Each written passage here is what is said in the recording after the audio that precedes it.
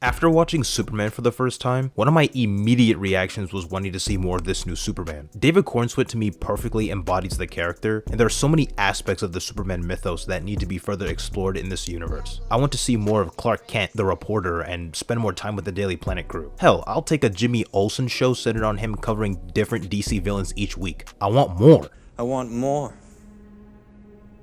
And I know I shouldn't. Thankfully, my prayers were answered when James Gunn announced Man of Tomorrow, slated for a July 2027 release. The Superman saga seems to be in full swing, with the first DCU movie setting the stage for sequels starring the titular character, and further exploring the overarching plot threads of this new universe through projects like Peacemaker. The gun just keeps firing. Bang, bang, bang, bang, bang! Arguably the best part of the Man of Tomorrow announcement is the relatively short window between its release and that of Superman, only 2 years after its predecessor. I used to pray for superhero movie sequels to get back on this kind of timing. Waiting 5+ years for the next installment of a franchise is crazy work. But where do things go from here? How would this next installment further elevate the Superman cast of characters and the overall story at play? I was initially concerned about Lex Luthor returning as the primary antagonist in the next Superman film, as I had hoped other notable villains would finally get the spotlight, many of whom have been largely neglected throughout Superman's cinematic history. But everyone quickly caught on to the fact that Lex Luthor and Superman are actually going to team up in Man of Tomorrow to combat some larger threat. After his imprisonment in Belle Reve due to the shenanigans he pulled in Superman, it brought up the question of how Lex would continue to be a prominent figure in the DCU. I wonder how he's been holding up since then. I'm here in Belle Reve listening to a bear-sized man with dragon skin butt fucking a glowing twink with cartoon eyes in a cell beside me every night.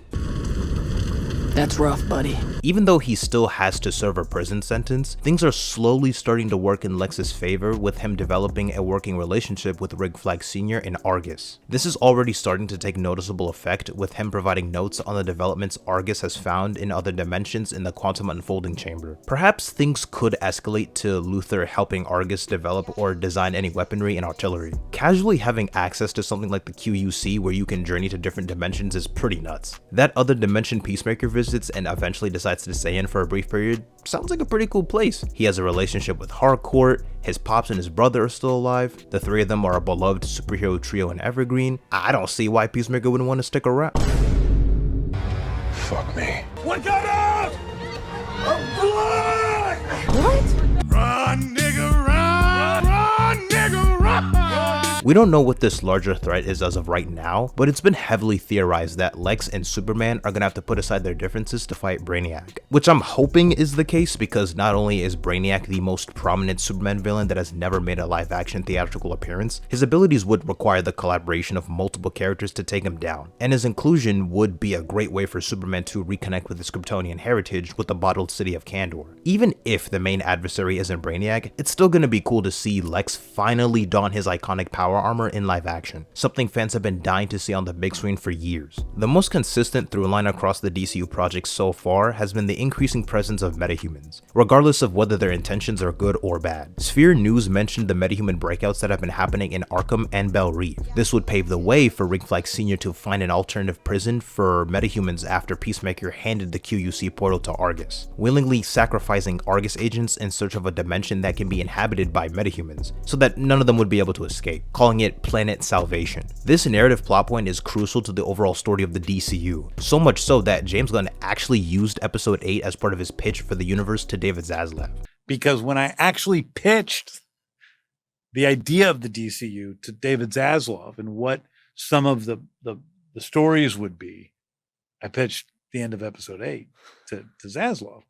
So that's been like, yeah. Wait, so Peacemaker season 2 was Yeah. like part of what convinced Zaslav to do the DC universe with like this way.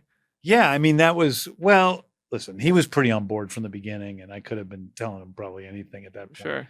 But like he was really into, he was into the idea of the connected universe and what the overall story was. In the comics, Amanda Waller and Rick Flag discuss the rampage of metahuman villains across the globe, and the countless innocent people who have died as a result. So, Waller and Checkmate initiate a program to imprison and exile problematic metahumans on another planet via a boom tube. A planet with the necessary resources for survival, but is also inhabited by dangerous monsters and other life forms. The prisoners of this new planet include famous DC villains like the Flash Rogues, the Joker, Mr. Freeze, Lex Luthor, Cheetah, and a bunch of other villains. Gunn isn't striving to adapt the Salvation run beat for beat, rather just focusing on the mere concept of sending a bunch of bad guys to another dimension. The planet also has connections to the New Gods of Apocalypse, but I don't really think that will be incorporated into the DCU's version. This new plot point is one of the ways Peacemaker Season 2 leads into Man of Tomorrow, with Gunn confirming that Salvation will be further explored in that movie. You'll also see metahumans gradually disappear throughout the story, and this alternate dimension will play a key role in DCU stories going forward, forming a fundamental part of the ongoing conflict between the governments and metahumans. We may see a brief glimpse of Christopher Smith in Man of Tomorrow, since Rick Flag Sr. forged his signature to become the first test subject to determine if the planet was inhabitable for any potential prisoners. Up until that moment, I was fine with Rick Flag Sr. for the most part. I rocked with him when watching the first season of Creature Commandos. He didn't seem to have any nefarious purposes in his short appearances in Superman. Even if he did act on emotion from time to time and started to delve into slimy behavior in the second season of Peacemaker, I could still understand his motivation, since from his perspective, the guy who killed his son was just roaming around scot-free. But after the lengths he went to just to imprison Peacemaker, not giving a damn about the Argus employees who were dying in the QUC, homeboy can get his back broken again for all I care.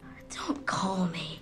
Don't come by my house. We're done. Another key takeaway from the season 2 finale is the formation of Checkmate, run by the 11th Street Kids, Judo Master, Sasha Bordeaux, and Langston Fleury. Checkmate in the comics is another prominent secret government organization in the DC universe that has taken part in several major events. In the DCU, however, it's set to be an organization that differs from the other institutions in the universe, which includes the government, corporations, the Justice Gang, and any metahuman groups roaming around. There are no current plans for Peacemaker Season 3, but many of the characters from the latest season will appear in another DC show. It could be the Waller show currently in development, with Amanda Waller trying to regain government control, and her daughter Adebayo's creation of Checkmate being a major plot point. Or it could be retooled into a show centered on the Checkmate organization itself. Regardless of where we'll see Checkmate in the future, I'm just glad that means we get to see more of Miss Sasha Bordeaux. Ahaha. You know what I'm saying? I only bring that up because of her known role in the organization from the comics. Being part cyborg and all, she'd be a valuable asset to the team.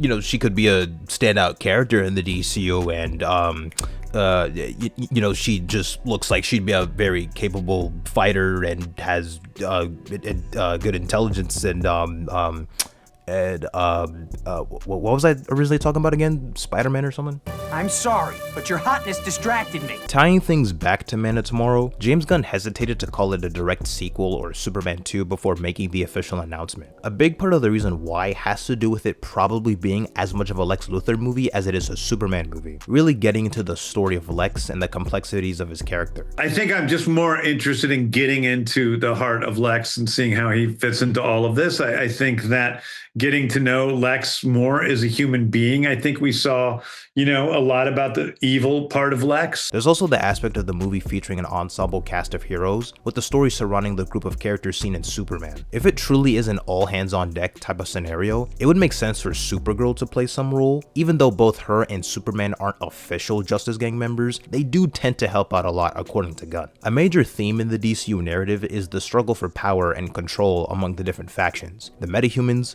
governments, and corporations. The four major companies vying for dominance include Luthor Corp, Lord Tech, Stag Industries, and Wayne Enterprises. There's been a shift in the balance of power in favor of the metahumans following the events in Superman and the heroes being praised for their efforts. Glad you're not concerned about the metahumans, Rick. Because now they're the ones making the rules. We were denying metahumans were a threat. Now it seems they're taking over the world. And the Justice Gang and Superman determining international politics. Throughout the DCU, I think you'll see Justice League International inspired ideas, with Maxwell Lord using metahumans and corporate sponsorship to gain an advantage in the struggle for domination. Seeing the evolution and potential expansion of the Justice Gang over time, especially since they're essentially holding tryouts, as seen in the first episode of Peacemaker Season 2. You also see the team moving into the Hall of Justice in Superman, as it's not fully decked out yet, with boxes scattered throughout the place. The JLI inspirations are even more apparent, with Gunn confirming that the version of Maxwell Lord in the DCU is more more in line with the original version seen in the JLI series, who was more multi-layered and morally gray. So he's not necessarily an awful person or an outright villain. In regard to the other heroes who could appear in Man of Tomorrow, I've seen some speculation about the DCU Batman making his first live-action appearance to help combat whatever larger threat is out there. I guess it's not totally out of the realm of possibility, but I'm leaning more towards that not happening, as Man of Tomorrow is set to go into production relatively soon, and Gunn is still figuring out the Batman side of things behind the scenes. Maybe it could be a Supergirl cameo in Superman scenario, but I'm not really expecting him to play a major part in the movie, let alone show up at all. It really depends on if the characters that help out are Metropolis based, so Supergirl, the Justice Gang, and Lex. But if characters outside of that area start to pop up like John Stewart or Lobo for example, characters who reside outside of Metropolis, then I could see people going, alright, where the hell is Batman? Plus, we don't know how many heroes Batman has encountered by this point, or if he's even met Superman yet. It's gonna be interesting to see how the overarching story beats of the DCU are further fleshed out and ramp up from here. 2026 might be the year of DC bangers, with Lanterns, Supergirl, and Clayface all slated for release. These projects will be a true test of the DCU's longevity and how well its TV shows and movies hold up with different directors and writers attached, offering different styles and tones that suit the characters. Let's hope DC Studios continues to provide fans with quality content across the board.